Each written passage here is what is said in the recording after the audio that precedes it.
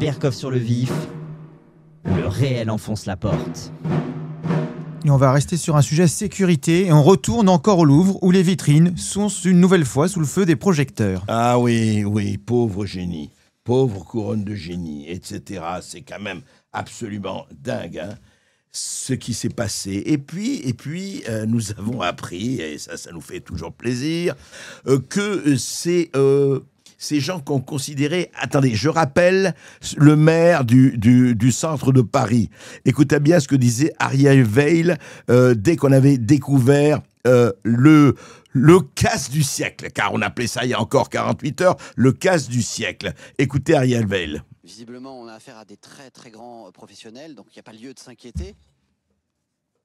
Il n'y a pas lieu de s'inquiéter, mais c'est vrai. D'ailleurs, on ne s'inquiète de rien, vous savez, monsieur le maire. Non. En ce moment, on ne s'inquiète de rien. Tout va pour le mieux dans le meilleur des mondes.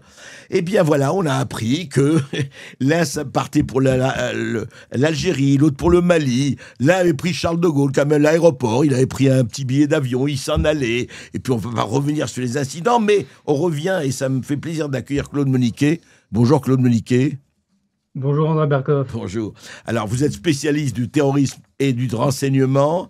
Écoutez, quand vous regardez ça avec un peu de recul, avec ce qu'on a appris, avec l'ADN laissé un peu partout, avec je ne sais quelle carte d'identité ou des gants, etc., avec cette espèce de montre chargée de nacelle, avec tout cela, ça vous inspire quoi, Claude Moniquet ? Quand ça s'est produit, j'avais l'impression d'assister à un film, hein, quelque chose d'hollywoodien, Ocean Eleven ou ce genre de choses. Effectivement, le casse du siècle. À l'arrivée, je pense que ça reste peut-être pas le casse du siècle, mais quand même quelque chose de très professionnel, quoi qu'on puisse en dire. Il y a clairement deux phases dans cette affaire. Oui. La première phase a été extrêmement bien préparée. Il y a eu des repérages dans le quartier, des repérages du musée. Il y a 4600 fenêtres au Louvre. Il fallait quand même savoir sur les 4600 Oui. laquelle forcer pour arriver dans la galerie. C'est pas la portée du premier. Mais pardon, Claude Moniquet, est-ce que ça signifie pas, franchement, qu'il y a des complicités ? Qu'il y aurait des complicités ? Oui, mais bien entendu, bien Ouais. entendu. Ça, j'ai eu aucun doute dès le premier jour, je l'ai dit. Deuxième fait qui montre s'il n'y a pas de complicité, il y a eu un miracle dû à l'Esprit Saint. Mais il y avait plusieurs vitrines dans cette galerie et d'autres vitrines contenaient des copies de pièces. Ah, Ils se d'accord. sont attaqués à la vitrine qui contenait des pièces originales. Alors, soit ils ont eu de nouveau l'aide de l'Esprit Saint ou Ouais. énormément de chance, ils devraient jouer au loto, soit ils étaient renseignés, bien entendu. Mhm. Mais alors, justement, quand vous dites, mais donc c'est quand même très organisé, c'est vrai, ça se fait pas comme ça, et ça ne va pas comme... Donc, complicité, mais on a l'impression, écoutez, parce qu'il me fera à écouter les responsables, à écouter Rachida Dati qui, hier, lors de l'inauguration de la Fondation Cartier, il disait « J'espère que vos vitrines, elles tiennent », à écouter la présidente du Louvre, à écouter la responsable de la sécurité. Bah, écoutez, tout a bien marché, tout va bien, de quoi vous vous plaignez ? Oui, Madame Dati se félicitait il y a quelques jours du fait que les mesures de sécurité avaient très, très bien fonctionné au Louvre. On n'ose pas penser en fait à ce qui se serait passé si elles n'avaient pas fonctionné du tout, parce que sans doute serait-il parti avec la Vénus de Milo Oui. ou avec la Joconde. La Joconde, oui. Non, ça n'est pas sérieux. On a assisté. Alors, le fait que la police soit de grands professionnels et clairement rapidement identifié au moins deux des auteurs, Bien sûr, je ne bien, discute pas, c'est un fait établi. bien sûr. Maintenant que tout le monde se félicite du fait que les mesures de sécurité ont bien fonctionné et que personne ne demande de compte à la présidente de l'établissement public qu'est le Louvre, je trouve ça un peu, à la fois un peu surprenant et en fait pas surprenant du tout parce qu'il ne faut pas oublier qu'en France, on vit dans le pays de l'irresponsabilité totale. Il n'y a jamais de responsable, ou alors un lampiste. On va trouver sans doute un balayeur qui aura laissé une fenêtre ouverte. Ça se trouve.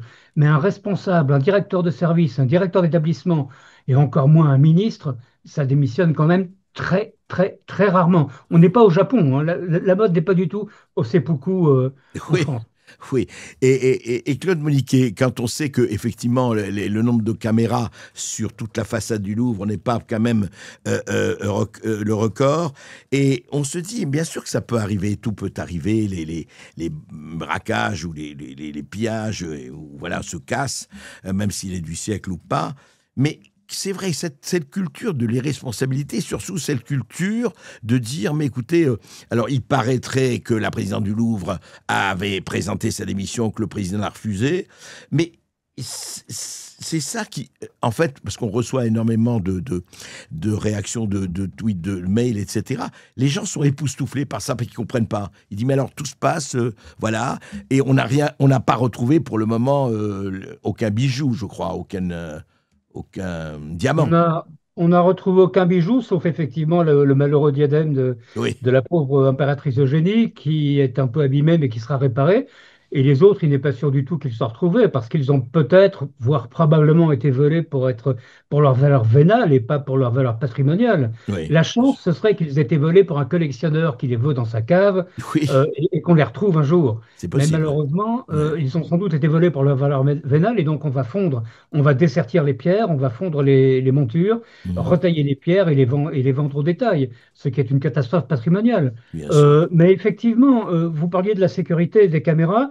Il n'y a pas de caméras dans toutes les salles du Louvre. Alors, il y a beaucoup de salles, hein, des centaines, d'accord, Oui, mais il n'y a pas de caméras dans toutes les salles du Louvre. Et je ne suis pas un fervent syndicaliste, mais je suis d'accord avec les syndicats quand ils constatent qu'on parle de sécurité, mais que ces dernières années, on n'a pas remplacé 15% du personnel de sécurité du Louvre qui était sur le départ pour un établissement qui est l'établissement culturel le plus visité au monde. oui, et bien sûr. C'est ça qui est quand même, effectivement, quand vous dites 15% en moins, et puis, enfin, on a beaucoup parlé des dépenses de la fameuse salle à manger et autres, 500 000 euros. Mais encore une fois, c'est vrai, quand vous dites, Claude Moniquet, vous avez raison, c'est cette culture de l'irresponsabilité et de la non-sanction qui est quand même enracinée, et pas seulement au Louvre. Oui, tout à fait. Irresponsabilité et non-sanction, pas pour tout le monde, hein. Si vous êtes un malheureux policier qui voit un de ses collègues se faire écraser la nuit dans un refus d'obtempérer Ouais. sur un pont de Paris et que vous ouvrez le feu sur le fugitif, là, vous risquez d'avoir de très très sérieux problèmes. Mais effectivement, si vous êtes à un certain niveau de responsabilité, il faut le dire vite, disons de Oui, pouvoir, ouais. eh bien là, vous avez quand même beaucoup, beaucoup plus de chances de passer entre les gouttes. Oui, c'est quand même la morale de l'histoire ou l'immoralité de l'histoire. Merci beaucoup, Claude Moniquet. Merci, André Markov.